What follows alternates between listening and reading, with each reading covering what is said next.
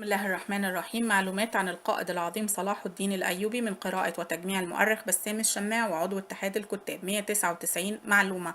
يتضمن كل فيديو 10 معلومات، وهذا الفيديو يتضمن المعلومات من 161 إلى 170. المعلومة رقم 161: في عام 1969 ميلادية أحرق المتطرف الإرهابي اليهودي أجزاء من المسجد الأقصى ومنبر الملك العادل نور الدين الشهيد الذي أحضره صلاح الدين من حلب، ووضعه في المسجد الأقصى كما أراد أستاذه نور الدين. وتم وصف المنبر الفريد من قبل مجير الدين الحنبلي والمنبر الموضوع بصدر الجامع من الخشب وهو مرصع بالعاج والأبانوس، وقد ادعى هذا الإرهابي اليهودي الجنون.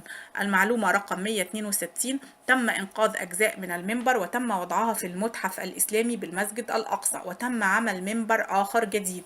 المعلومة رقم 163: استرد الملك الصالح نجم الدين أيوب القدس الشريف وفتح غزة وساحل بلاد الشام وهزم الفرنج الصليبيين سنة 642 هجرية. المعلومة رقم 164: اشتهرت معركة غزة الكبرى في عام 642 هجرية لدى الفرنج بحطين الثانية لكثرة من قتل وأسر فيها من الفرنج الصليبيين.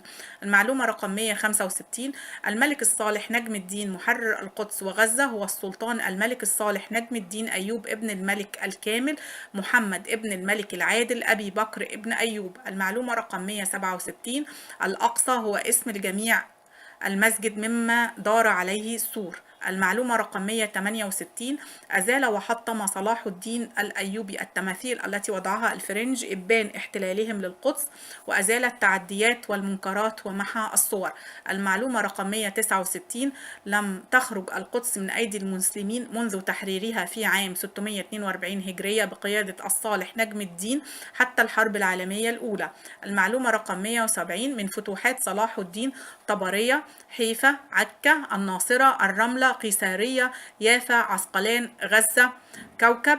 وكوكب هذا اسم لقلعة الجبل المطلة على طبرية، حصن جنين بين نابلس وبيسان، قلعة الكرك، قلعة الشوبك بالقرب من حصن الكرك، بالنياس، الدانور بأرض بيروت، والسفند قريبا من صيدا.